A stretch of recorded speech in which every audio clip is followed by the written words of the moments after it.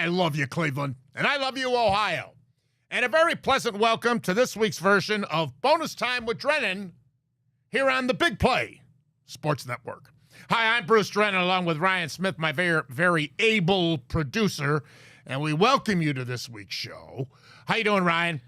Well, Bruce, I have been better. I'll tell you that.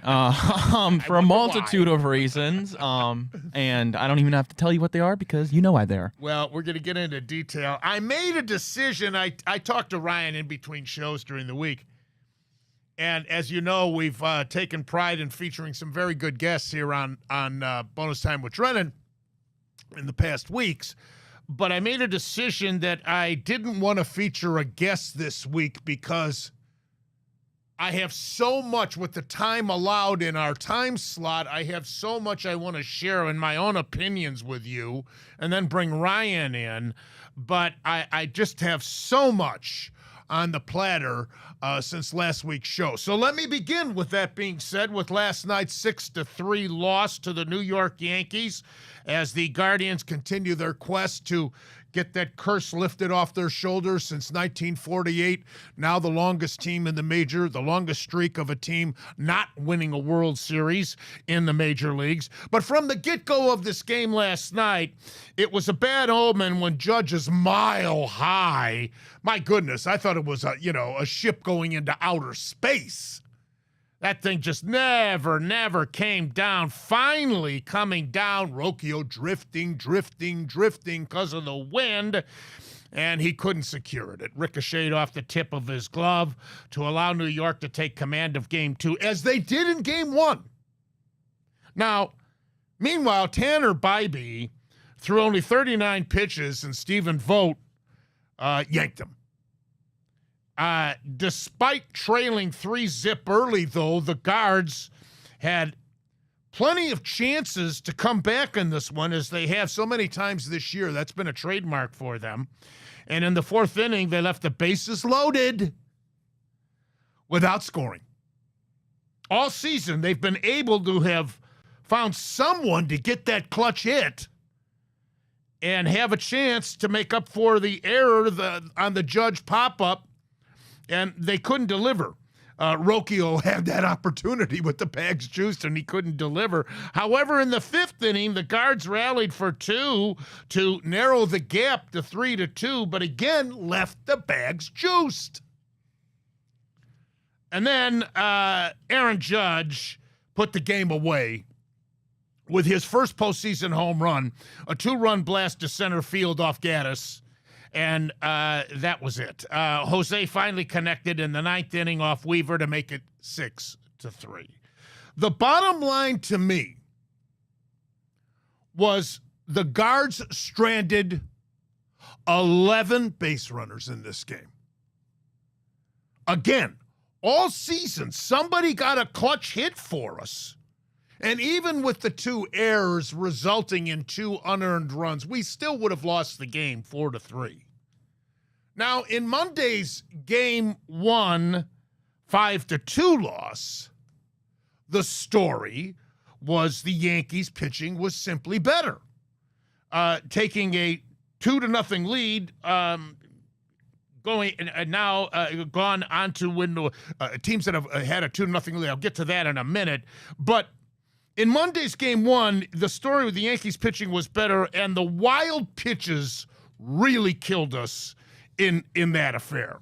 5 wild pitches and 9 walks. And get this, Cleveland became the second team to throw a pair of run-scoring wild pitches in a postseason inning and tied a postseason record with 5 overall. Guards pitchers walked 6 in a 9-batter span. That spells trouble for any team. Now, here's what I was getting to. In all best-of-7 postseason series, teams taking a 2-0 lead have gone on to win the series 76 of 91 times. That's 84%. Teams winning the first 2 games at home, as the Yankees now have gone on to win the series 44 of 55 times, which is 80%. So it doesn't look good. On a positive note, though, the clinching Game 5 victory against Detroit was glorious. And glorious because of Lane Thomas's grand slam home run off the best starting pitcher in Major League Baseball this season, Tarek Skubal. Now, next Wednesday, if by then, our next show, the Guards season is over, I say this. This baseball team gives Cleveland fans by far the best chance to win a championship. They are the youngest team in the major leagues. And they've got all these players locked into contracts. I love Vogt. I love the way they play the game. We have a fantastic bullpen. And if Noel and Manzardo continue to develop, the middle of that lineup has sufficient power to go along with Jose and Josh Naylor and all of these singles and double hitters. I would keep Matthew Boyd and maybe add another starting pitcher, but the Guardians should be a legitimate contender for the next 3 or 4 years for sure. But certainly optimism, I say, is there for the Guardians. Now, the reason, and by the way, the reason that I say not the Cavaliers to be giving us the best chance to make the playoffs is because the Cavaliers, in my opinion, I don't include them in what I just said, because the Cavaliers do not have the talent to win the East. They're too soft. Heck, we got out-physicaled by Orlando in the playoffs last year, and we wound up winning that series anyway. But they just don't have the talent, in my opinion, to win a championship. I just can't see it. No matter how the scenario plays out, I just can't see it. By the way, to continue with the baseball, and then there's the Browns, and oh my God, I'm going to get to the Browns here in just a moment. But I've got to tell you, Fox is going to be carrying the World Series.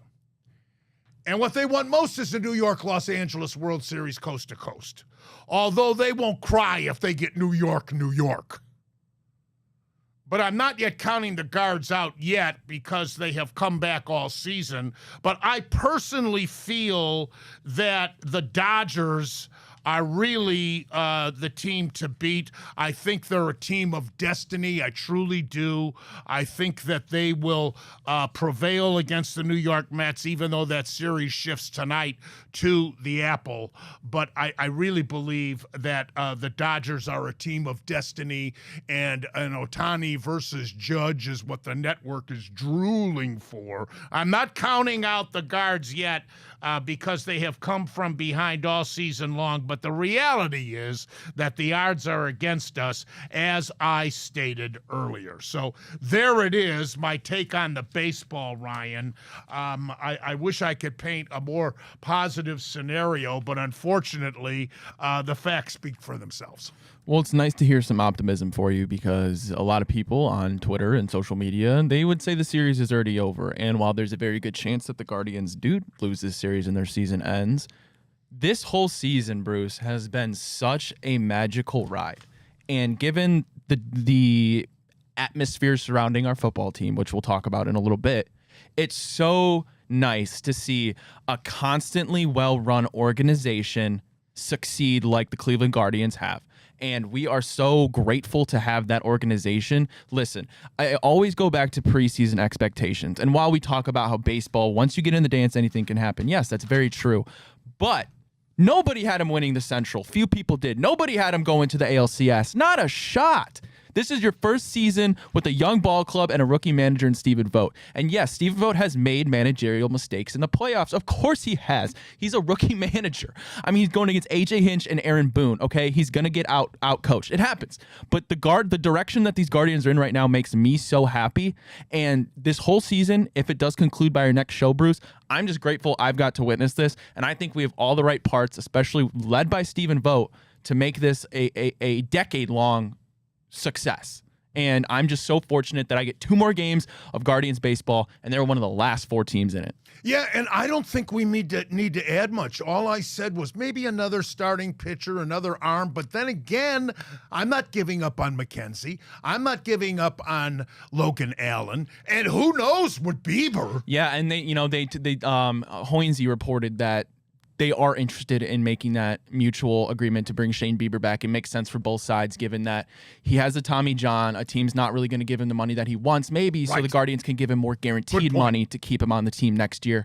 And like you said, if you copy-paste this season to next, you add Shane Bieber in there, you're talking about a whole different ball club. Absolutely. And the way the playoffs have evolved over the years, and I believe I've mentioned this before, Francona actually started this trend of going to the bullpen so early in postseason games.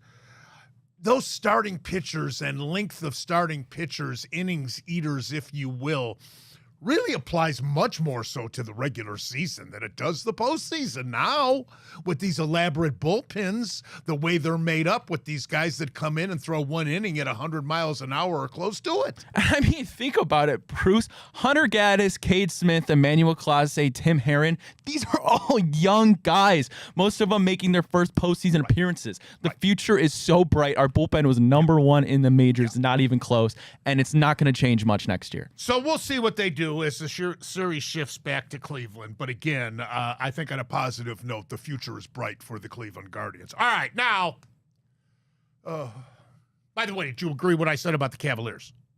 Yeah, I would say that 100% the Cleveland Guardians are your best shot to win. As rosters are constructed right now in Cleveland, 100% the Guardians would be your best shot to win a championship. And it's the details I went into were just not talented enough to win the East. Boston is a superior, talented team. And the makeup, I mean, again, we just don't have enough physicality. We saw it 2 years ago against the New York Knicks, and last year we saw it again. Not so much in the elimination series, but the series against Orlando, they out-physicaled us. So, all right, let me get to the Browns. 20-16, this latest fiasco. Where's the Cleveland offense? Watson. If not for the blocked field goal attempt and his return for the touchdown, then what? Watson, in fairness, has made some throws this year that should have been caught. However, when he has time, when he has sufficient time, he's off target a lot. A lot. For somebody making that kind of money, come on. We deserve to see better. The rust is supposed to be off by now.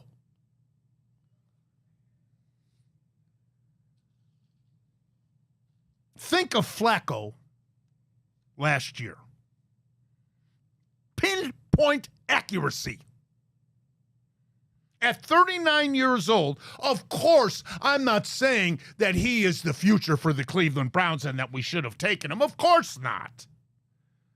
But look what he's doing this year with Indianapolis since taking over for Richardson. Again, pinpoint accuracy. Even the game he lost, he threw for over 300 yards. Wasn't his fault they lost that game.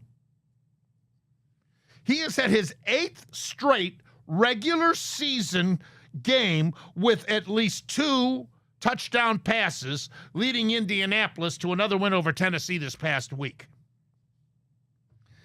The reason I bring this up is a point of comparison to Watson as far as production.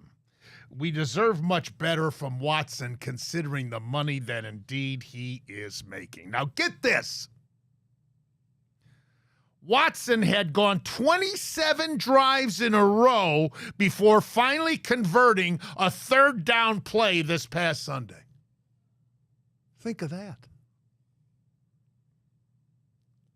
In fairness to Watson, he's been sacked 31 times. That's the most in the National Football League. So it's not just Watson, which I'll get to in a minute, but the fact is his quarterback rating is 76.6. That's in the lower half of the NFL. And again, I bring up the money he's making. One other thing about Watson.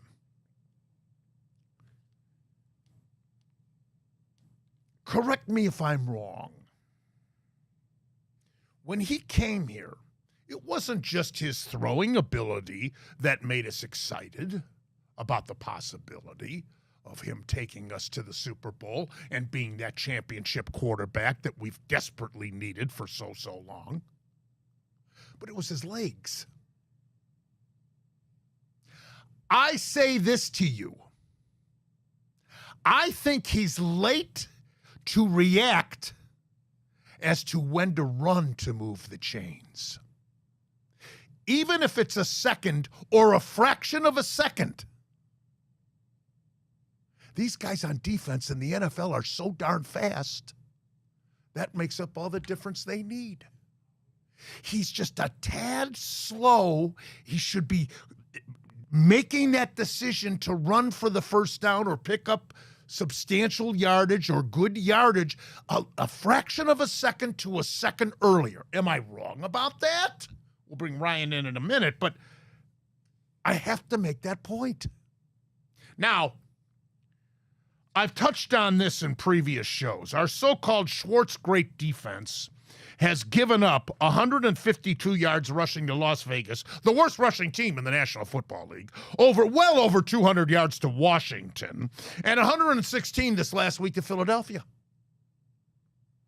Now, if Cincinnati beats us Sunday to make our record 1-6 to start the season, does Stefanski bench Watson? Because if he does, that's it for Watson. In Cleveland. He'll be done. Because I don't think that he'll be able to come back from that kind of a demotion. Think of his ego being deflated.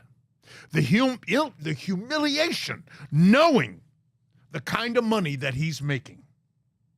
Will Haslam have something to say about it? Now, does the Amari Cooper trade mean the Browns are bailing out of the season? It sure does look like that. I've told you weeks ago, my sources have informed me that Watson often sits in front of his locker alone. When we had Flacco, he'd sit in front of his locker and players would gather around him. They would hoard around him. Well, what does that tell you?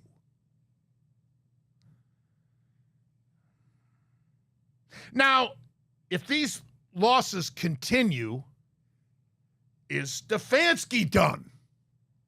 Despite 2 Coach of the Year awards. I think it's a valid question. Now, there was a lot that I prepared for this show and the segments with the Guardians and now the Browns. Let me bring Ryan in again to talk about the Browns. Yeah. Oh, man, Bruce. No bones about it. Deshaun Watson right now is the worst quarterback in the entire NFL. And he's going to be, whether it's a week from now, whether it's 2 weeks from now, whether it's a year from now because of his contract, he's going to be another name added to that long list of failed Browns quarterbacks. And Bruce, he might be the worst one of all based on his contract and the state that it's going to leave this team in. And I mean this in all seriousness when I say this. I want the Browns. I would love it if They told Deshaun Watson, listen, I know he's going to get his money regardless. Stay home. I don't want you in Berea. I don't want you in the locker room, and I certainly don't want you between those white lines. When I tell you that I think Deshaun Watson's lack of play on the field, the baggage that he brought to this team, and his lack of leadership has bled into every single corner in Berea and has affected every aspect of this football team. And to be honest, Bruce, it's absolutely sickening. And I think Kevin Stefanski, he can say all he wants about being his football decision to start Watson. I think it's Haslam pulling the strings. I think it's a billionaire who put $230 million into this quarterback because he was so desperate to get that finally franchise guy, and it's been an utter failure. And it's doing this team a further disservice by thinking that you can turn this ship around, because I'll tell you what, it's not turning around, and you're once again a laughingstock of the national media. And quite frankly, Bruce, the stats will tell you you're the worst team in the entire NFL. And it was Haslam's decision to draft Manziel, and he's got every other owner in the NFL really peeved off at him, because all of those franchises that have quarterbacks obviously better than Watson, their agents, those quarterbacks' agents are going to that ownership and saying, hey, my guy's much better than Watson, and Haslam gave Watson guaranteed money. My guy's got to get more money than him, and it's got to be guaranteed. And what makes me the most mad about this whole situation is that it's going to cost good football minds that have succeeded here in Cleveland their jobs, like Kevin Stefanski. And I hope if I can salvage one thing out of all this, it's keep Kevin Stefanski as your head coach. We've seen him do it, and you can say all you want about the bad coaching this season. Yes, he's had mistakes. He has. I'm not sugarcoating that, but Deshaun Watson is the biggest problem on this football team. Without a quarterback, you cannot play good football. It's evident. It bleeds into the defense by keeping them on the field, and look at what happens. Amari Cooper clearly doesn't like playing with Deshaun Watson, and he's damn for sure not the only one in that locker room that does. Yeah, that's a good point. And he's the happiest guy in the league now going to Oh, my God. Yeah, anybody wants to get out of Cleveland right now. Are you kidding me? Go to that team, too, a Super Bowl Absolutely. contender. Deshaun Watson has been an embarrassment to Cleveland. Ryan. We've got a real good punter. Back to the days when our best players were a kick returner, a punter, and a left tackle. That's where we're at, Bruce, and it is absolutely disgusting. And I'm so serious when I say this. I understand that you have so much money invested in Deshaun Watson. It's guaranteed. I don't care. He's ruining this franchise, and he's not the only problem. I'm not saying that, but he's the biggest one. I wish he could just stay home and never step foot in Cleveland again. I'm serious, Bruce. The baggage he brought to Cleveland was one thing. He's been the worst quarterback in the league statistically. I don't know how long it can continue, but I don't think that they should bench him for this week. They have so much invested, and I think it would be so chaotic. It's bad enough, but it would be really chaotic to now bench him, bite the bullet. They may not win another game. Who knows? All right, we're going to look at the rest of the NFL, and I'll dive into that Ohio State nail-biter against Oregon and the rest of college ball when we come back on Bonus Time with Drennan here on the Big Play Sports Network.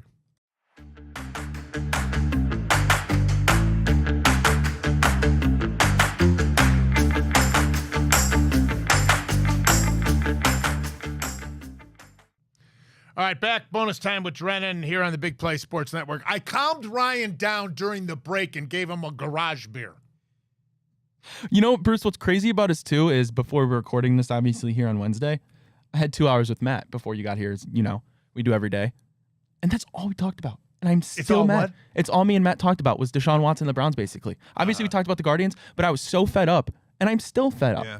I don't know if I'll ever be able to get it all out. Yeah, I know. Well, we have to look at the rest of the NFL, too.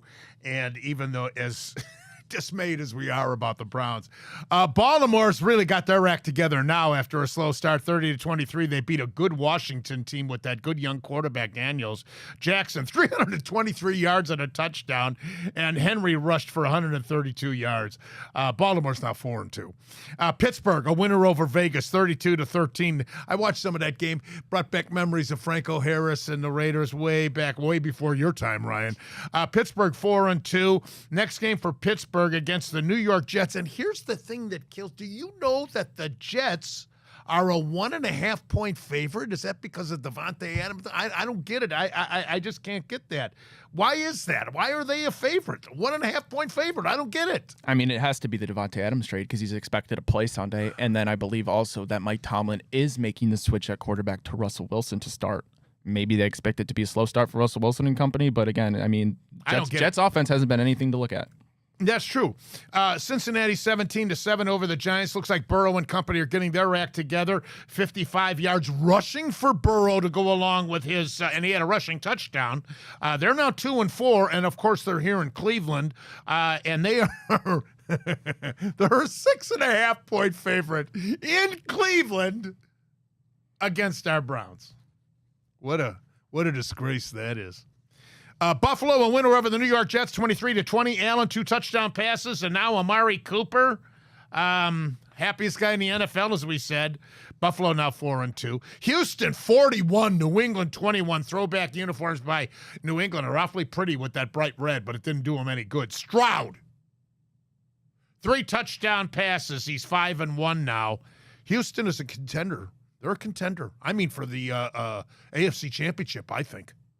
Getting that victory against the Browns under their belt in the playoffs a year ago, getting their feet wet. Over in the NFC, Chicago 35, Jacksonville 16. Caleb Williams has been sacked second most, by the way, to Watson, but he still had 4 touchdown passes, and Chicago, believe it or not, is 4-2 with him. Green Bay 34-13 win over Arizona. Love 4 touchdown passes. Green Bay now 4-2. Houston is at Green Bay this coming weekend. Green Bay a 3-point favorite. Tampa Bay 51, New Orleans 27. Mayfield 325 yards, 4 touchdown passes. Tampa Bay 4-2. Baltimore is a 3.5-point favorite at Tampa Bay. That's going to be an interesting game. Atlanta 38-20 winner over Carolina. Cousins, another good game for Atlanta. They're 4-2. They were my choice in that division. And Detroit, Jerry Jones, what is he saying behind closed doors? 47-9? Goff, 315 yards, 3 TDs. Detroit 4-1. Dallas 3-3. Detroit's at Minnesota this week. And Detroit is 4-1. Minnesota's 5-0. Vikings are a 2.5-point favorite. Hello. And, of course, the big one will be Kansas City at San Francisco. KC 5-0 and San Fran -1. Any comments on all those NFL games? Yeah, Bruce, not only our show, obviously, pretty much everybody in the media.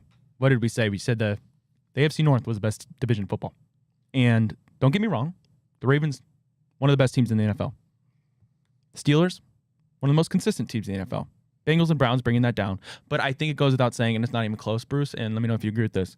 Best division of football is hands down the NFC North. The Lions, the Packers, the Bears, and the undefeated Minnesota Vikings. Yeah. That was a big surprise. I think Minnesota's been the biggest surprise in the NFL. Yeah. And that just goes to show you how quick things change in the NFL from year to year. Yeah. I didn't think that the Bears could turn it around this quickly with the rookie. Yeah. It's amazing what happens to a franchise when you have a good quarterback. Yeah. Huh. Yeah. Yeah. And Love now back with Green Bay. Minnesota's kind of a surprise, though. Yeah, I will say, Sam Darnold has had an excellent start to his season, a career resurgence, which has been very nice. He came into the problems he had after that rookie season. I know. Any other observations, Mayfield? Honestly, Bruce, I'm happy for him. I'm happy that he was able – listen, I'm not crappy on Cleveland. I love Kevin Stefanski. I'm iffy about Andrew Berry. Jimmy Haslam is giving Jerry Jones a run for his money to being the biggest knucklehead owner in the NFL. But I'm happy for Baker that he went somewhere where he's able to succeed and have so much success. All right, Ohio State and Oregon. Let's switch to college ball. If you are just a college fan, you have no emotional ties to either Ohio State or Oregon.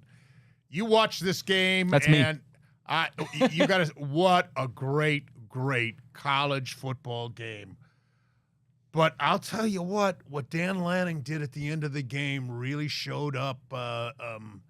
Our coach, I can't say it enough. Ryan Day, I mean, how do you let that Oregon coach out-clever you to have 12 men on the field and let precious seconds run off the clock. Oregon took the lead with 1:47 to go, 19-yard field goal. That gave Ohio State plenty of time to come back.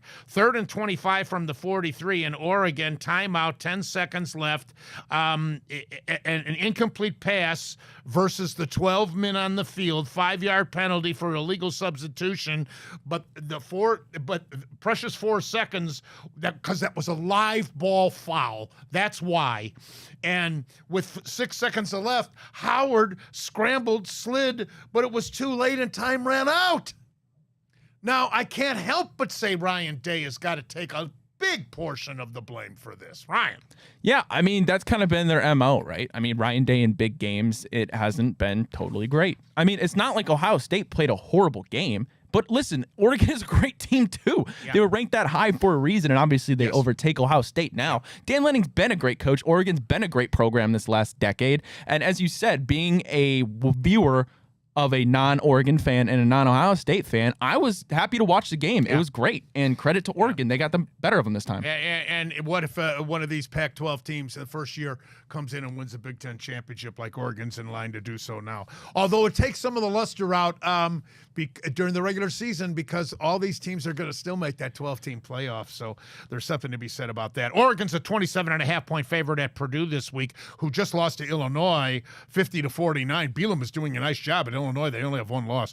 Texas is a 3.5-point favorite against Georgia. Beck versus Ewers, who's back now. Manning had been subbing. This is the 6th all-time meeting between the two schools. And the last time Georgia played at Texas, Georgia beat them 13-8. And the quarterback for Georgia in that game, Fran Tarkington.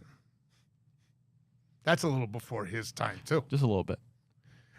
Penn State, undefeated, ranked number 3, 33-30, winner over Southern Cal. Alar looked great out of Medina High School, 391 yards, 2 TDs. Also, Georgia, big win over Mississippi State. They've got their big game with Texas, although they're going to be missing their linebacker. He's out of this game for Georgia, projected to be a high second-round pick. Miami, undefeated. They're going to play at Louisville. They're -5 against a 4-2 team. Alabama, 27-25, another scare for Alabama and DeBoer, their new coach. Unbelievable. They're 5-1. They're -3 at Tennessee. What a big game that is, too. That's a 3:30 game. LSU's ranked 8 in the country. 9 is Iowa. Iowa State, I should say. They're undefeated, 28-16 win over West Virginia. Clemson, 5-1, is ranked number 10, 49-14 victory over Wake Forest. Tennessee's 11. I told you they're going to play Alabama. They beat Florida 23-17. Notre Dame with a big win over Stanford at South Bend. They're 5-1. They're -11.5 at Georgia Tech. Remember, Georgia Tech's a pretty good team. They're 5-2.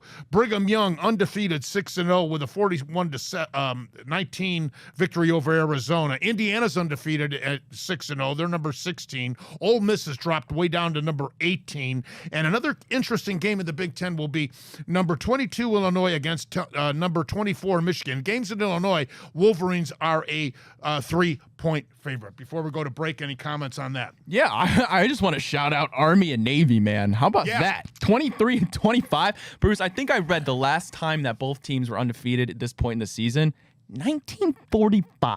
Wow. 1945. Think about that. That's so cool to see. And I mean, we're talking about college football parity. Yeah. Good for them, man. That's incredible. Yeah. I'm trying to think who the coach at Notre Dame was. That Frank Leahy? That was after Rockne. So that may have been Frank Leahy. But at any rate, college ball, fun, interesting. But I wonder if some is the regular season importance because of this expanded 12-team playoff? Oh, it's definitely not nearly. Yeah, because the loss by Ohio State against Oregon might have cost them a chance to get into the Final Four if we still had the 4-team format. We know Ohio State's going to get in that Final Four. They still could win the national championship. Enough being said there, so we shall see. The Ask Bruce segment is next. Bonus time with Drennan here on the Big Play Sports Network.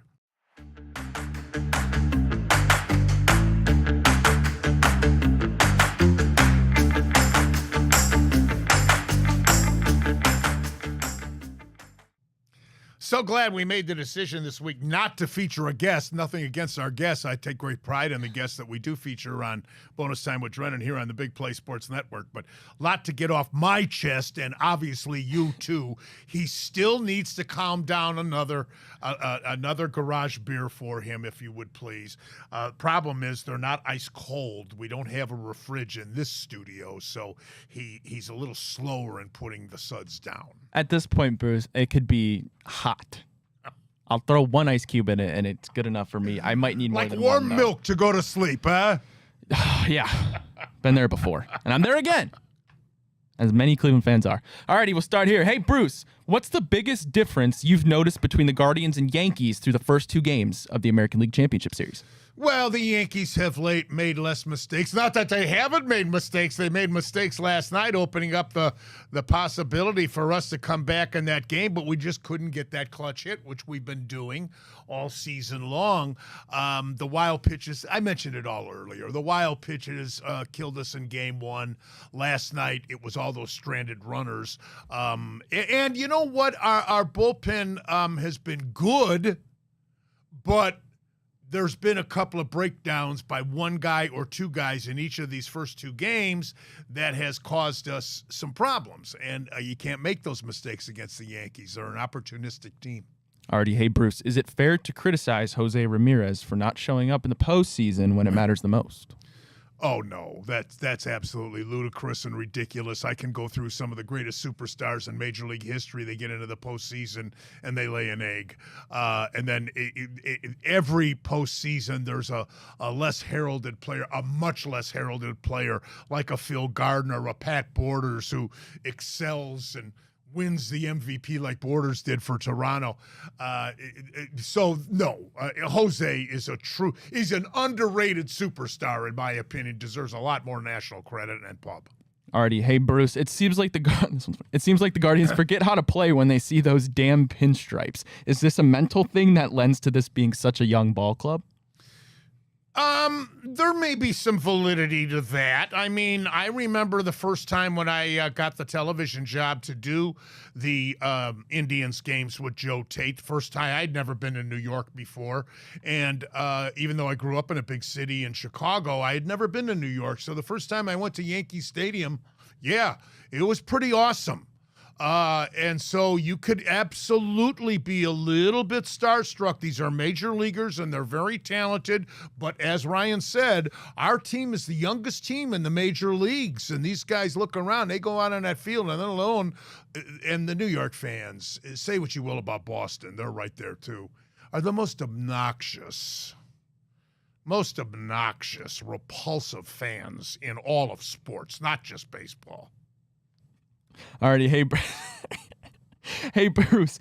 Tanner Bybee has struggled a bit here in the postseason. That being said, would you still start Tanner Bybee in a winner-take-all game this postseason? What choice do you have? You don't have any other choice. That's why I say next year, even though I haven't given up on McKenzie or Logan Allen, and Gavin Williams hopefully will have a healthy offseason, be ready to come back and regain that form that he showed us when he was brought up last year. And I think Bybee has an incredibly bright future with us. But you don't have any other choices. I said earlier, I might want to add another starting pitcher. That starting pitcher may be Bieber, as we alluded to in the baseball segment to start the show. It might be Bieber. So I don't think there would be any hesitation on Vogt's part. And it would be such a short leash anyway to pull him out of there and go to the pen. Alrighty, hey Bruce, in your opinion, would it be a bigger failure of a season for the Yankees if they don't win the World Series, or a bigger failure of a season for the Dodgers if they don't win the World Series? That is a great question. Dodgers have been to the World Series more recently than the Yankees. The Yankees haven't been there in a long time. So I would say with all the hype, pre-hype of the Yankees, but if it does come down to a Dodger, you think of the history, going back to the days when the Dodgers were in Brooklyn before they went to Los Angeles, let alone when they went to Los Angeles and they faced the Yankees in 63 with Koufax and Drysdale and swept them in 4, and all the 77, 78, then again in 81. Yeah, a lot of history there, that's for sure. I'd rather see that than a New York with the subway and all those obnoxious New Yorkers. Alrighty, last one. We'll end it here for you in some football college. Hey, Bruce, should Ohio State be embarrassed losing to Oregon in their inaugural season in the Big Ten, or did they just lose to a good football team? No. But Ryan Day is legitimately second-guessed for being out-coached at the end of the game by Lanning. No question about that. And no question about the fact that we're out of time. So I hope you enjoyed today's show. And we look forward to having you join us next Wednesday here on Bonus Time with Drennan on the Big Play Sports Network. I'm Bruce Drennan on behalf of Ryan Smith. You have a good one. We'll see you next week. Until then, as always, and most importantly, you remember, I love you, Ohio. And I love you, Cleveland.